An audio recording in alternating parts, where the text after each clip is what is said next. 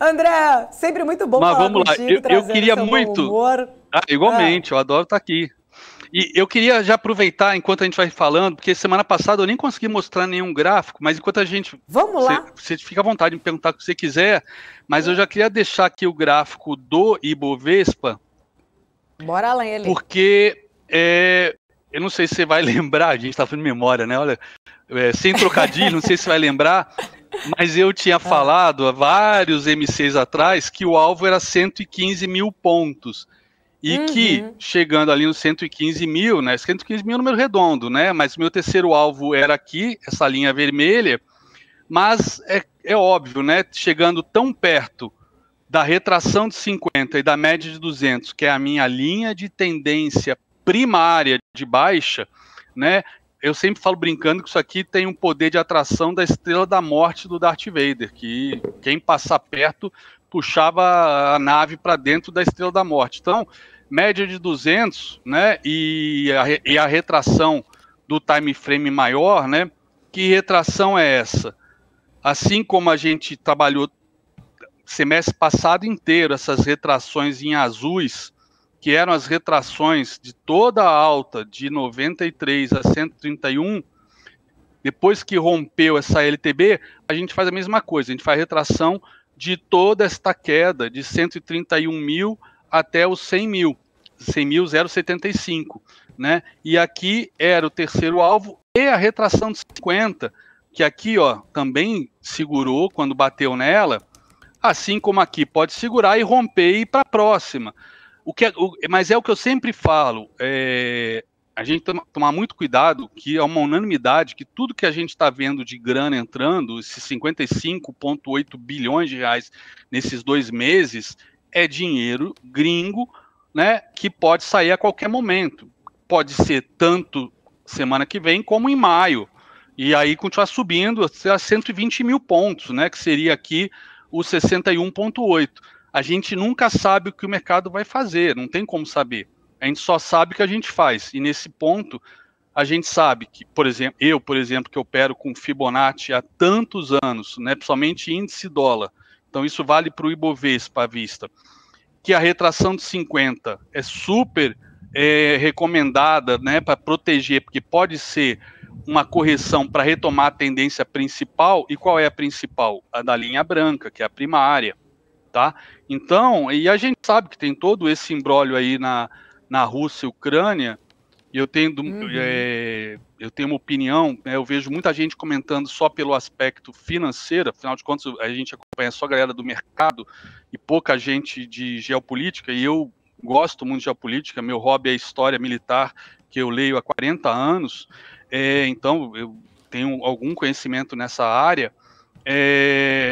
O Putin está num caminho sem volta com relação a essa questão ucraniana, porque em termos geopolíticos, e ele nesse ponto está certo, independente se as atitudes que ele está tomando são certas ou não, é inaceitável que a OTAN grude na fronteira russa. É inaceitável.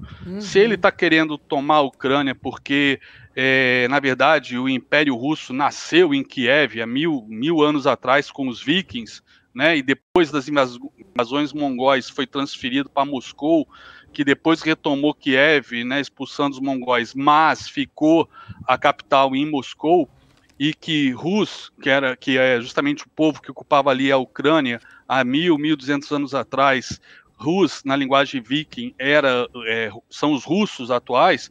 Então tem toda uma ligação cultural, histórica, mas a parte geopolítica é preponderante. Assim como os Estados Unidos não aceitava mísseis no seu quintal em Cuba, eles não vão aceitar um país da OTAN grudado neles. Os que entraram ali na década de 90, quando ele não estava no poder, paciência.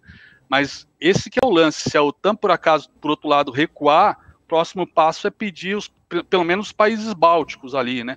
Enfim, é um problema geopolítico que, apesar de todo mundo dizer, não acredito que vai rolar, porque ele tem muito a perder, mais do que todo mundo, discordo. Tipo assim, vai perder o quê? A população vai passar fome? Russos vão morrer de ambos os lados, né? Russos ucranianos e russos. Você acha que algum ditador está preocupado com isso? Ele não vai perder o poder porque morreu gente, ou não vai perder o poder porque perdeu popularidade, porque a inflação disparou e a população está passando fome. Como se Stalin e Mao Tse Tung tivesse algum momento de sua vida se preocupado com isso. Então, eu acho que geopoliticamente a questão ucraniana é muito séria e que ele não tem como voltar. Só quem tem como voltar agora é a OTAN, de chegar e falar, ok, nós não vamos aceitar a Ucrânia. Ou a Ucrânia, né, mas aí teria que mudar a Constituição, dizer, não, nós não queremos mais entrar para a OTAN.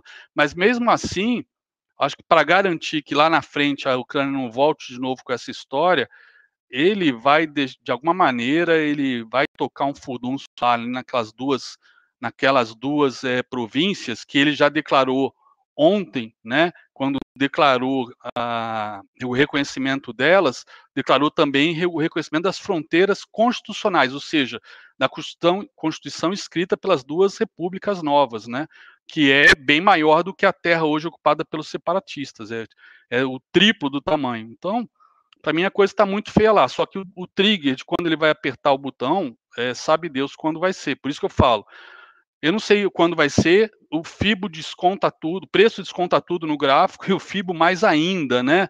Se você olhar aqui, até para efeito de curiosidade, um gráfico que eu estava mostrando para a galera agora, é o gráfico do rublo, né? Cadê rublo? Aqui. E aí eu fico pensando, né? Como é que alguma criatura ainda pode dizer que isso aqui não funciona? Ó, aqui era a perna de baixa, a última perna de baixa do rublo, quando ele se valorizou diante do real. Quando rompeu esse topo, ó, cravou o primeiro alvo, recuou até o topo rompido, né? Cravou o segundo alvo, recuou, uma retração de FIBO, fez halt na média de 20, enfim. Foi lá no terceiro alvo, recuou, foi lá no segundo alvo, né? E foi de novo aqui no terceiro. Isso é uma moeda, um rublo, né? No meio de toda essa turbulência, a gente vê funcionando perfeitamente com as projeções de assim é DI, assim é Bitcoin, assim é Petrobras, assim é a Vale. O que vocês perguntarem para mim, eu tenho isso traçado. Petrobras, por exemplo, cravou há algumas semanas o terceiro alvo de FIBO e não passou mais, aí recuou e cravou de novo ontem, mas bateu lá e já recuou. Então, é o que eu sempre falo, eu não sei como o mercado vai fazer. Bater no terceiro alvo, protege.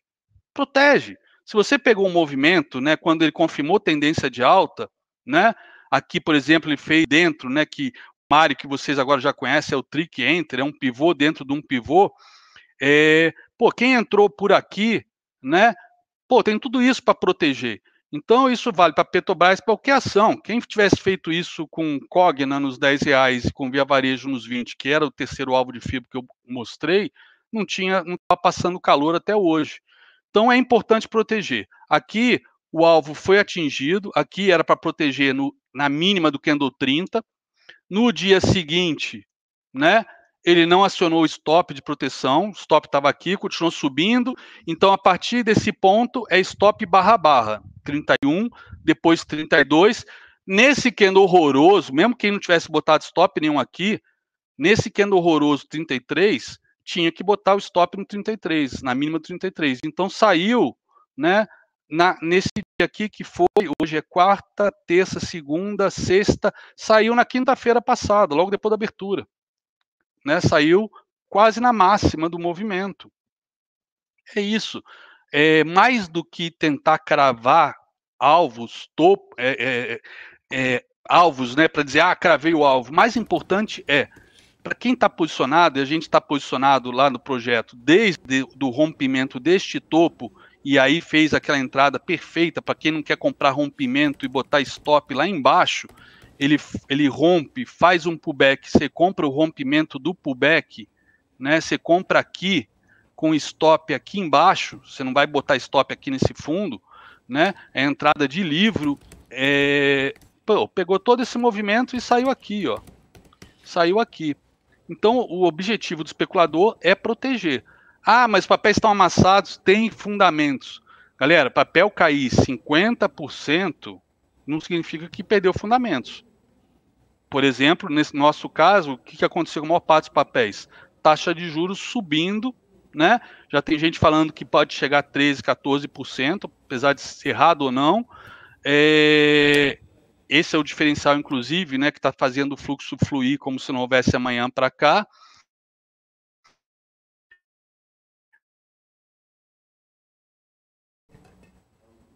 Acho que travou. Mas será que saiu o 0,99, acima veio para 0,87.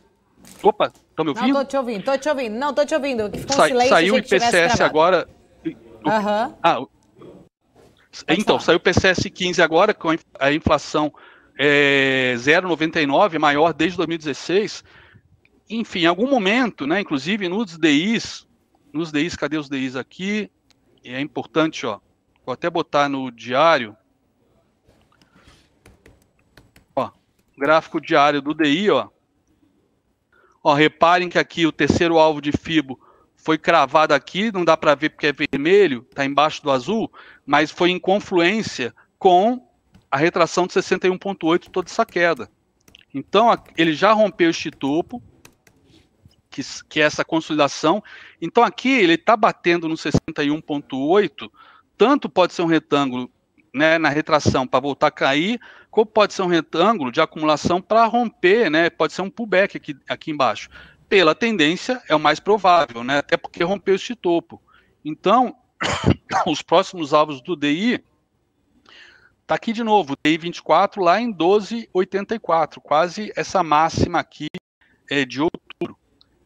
A gente sabe que deu uma boa aliviada na questão da PEC dos combustíveis e kamikazes, tanto na Câmara quanto no Senado, então é menos uma bomba fiscal, que realmente não estava fazendo preço nenhum, ou seja, os gringos não estão nem aí com a parte fiscal, com a questão do PIB, desemprego, nem nada, é dinheiro de motel, entrando, comprando pré, como se não houvesse amanhã, uma taxa que para eles é espetacular, só que precisa fazer hedge, né, porque a moeda deles é dólar, a gente não sabe como é que vai estar o real daqui a 10, 15 anos.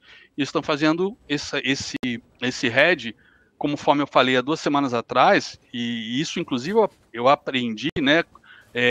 Essa luz quem me deu foi o Cabral, professor Cabral, aí da BMC, e do Projeto 10%, e realmente faz todo sentido esse hedge com commodities, né, que são dolarizadas, exportadoras recebem em dólar, e tem liquidez assim para entrar e sair rapidamente, né? Então, tanto é que Petrobras e Vale são os que mais subiram aí nesse período aí de 2 meses, né? Acompanhando justamente petróleo e minério de ferro que se recuperou daquela queda de mais de 50% do semestre passado.